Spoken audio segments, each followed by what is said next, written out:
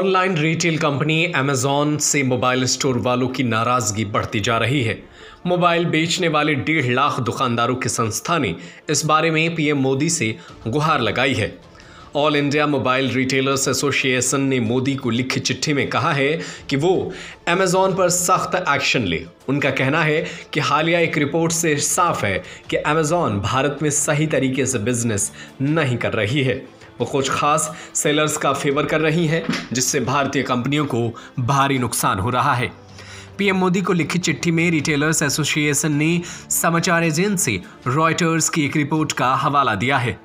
पिछले महीने आई इस रिपोर्ट में दावा किया गया है कि अमेजॉन पिछले कई बरसों से कुछ खास सेलर्स को अपने प्लेटफॉर्म पर प्रमुखता देती है। इस तरह से वो भारत में विदेशी निवेश के नियम कायदों की धज्जियां उड़ा रही है। इसी का हवाला देते हुए चिट्ठी लिखने वाली संस्था ने कहा है कि वो अमेजॉन की ऐसी रणनीति के बारे में पहले से जानते हैं। अब ये बात पुख्ता हो गई है। अमेजॉन रेगुलेटर्स और नेताओं की आंख में धूल झोंक रहे हैं। सरकार को अमेजॉन और फ्लिपकार्ट पर मौजूद हर ऑनलाइन सेलर के लिए रोज की मोबाइल बेचने की संख्या को सीमित कर देना चाहिए। मतलब किसी कंपनी को 5 लाख रुपए से ज्यादा मोबाइल एक दिन में ना बेचने दिया जाए। सरकार भारत में अमेजॉन की सभी तरह की गतिविधियों पर तब तक रोक लगा दे जब तक कि पूरे मामले की जांच ना हो जाए।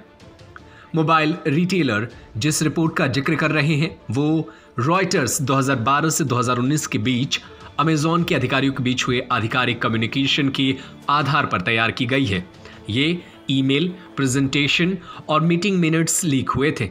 ऐसे ही एक नोटिंग का जिक्र करते हुए कहा गया है कि अमेजॉन इस बात पर जोर देता है कि वो भारत में $5.5 अरब निवेश के लिए प्रतिबद्ध है, लेकिन इस बात का जिक्र न किया जाए कि कंपनी के 33 बड़े सेलर्स ही वेबसाइट पर 2/3 से ज़्यादा सामान बेचते हैं। मतलब कुछ बड़े सेलर्स का अमेजॉन के प्लेटफॉर्म पर दबदबा है। रॉयटर्स के अनुसार इन डॉक्यूमेंट से कई संवेदनशील जानकारियां मिली हैं। जैसे अमेजॉन के प्लेटफॉर्म पर 2 ऐसे सेलर्स हैं जिन्हें अमेजॉन की डायरेक्टर या इनडायरेक्ट साझेदारी है।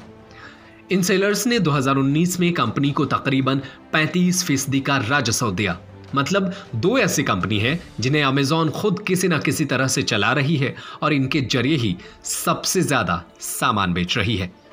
इस जानकारी को डॉक्यूमेंट्स में राजनीतिक रूप से संवेदनशील कहा गया है। लिखा गया है कि अगर ये सब जानकारी बाहर आ गई तो उन छोटे रिटेलर्स को फिर से अमेजॉन का विरोध करना पड़ेगा, जो पहले ही कंपनी पर पक्षपात का आरोप लगाते रहे हैं। इससे नरेंद्र मोदी के नाराज होने की बात भी कही गई है, क्योंकि उनका बहुत बड़ा वोट बैंक इन छोटे दुकानदारों से आता है। अमेजॉन ने इस खुलासे पर रॉयटर्स को लिखित प्रतिक्रिया भी दी थी। उसने कहा था कि यह खुलासा अधूरी और गलत जानकारियों पर आधारित है। कंपनी ने हर सेलर को अपने प्लेटफॉर्म पर बराबर मौका दिया है। हमेशा ही कानूनों का पालन हुआ है। आप क्या सोचते हैं इस पूरी खबर के बारे में? आप हमें कमेंट करके जरूर बताएं। ब्यूरो रिपोर्ट, खबरें अभी तक। Subscribe to our YouTube channel and press the bell icon to get the latest updates.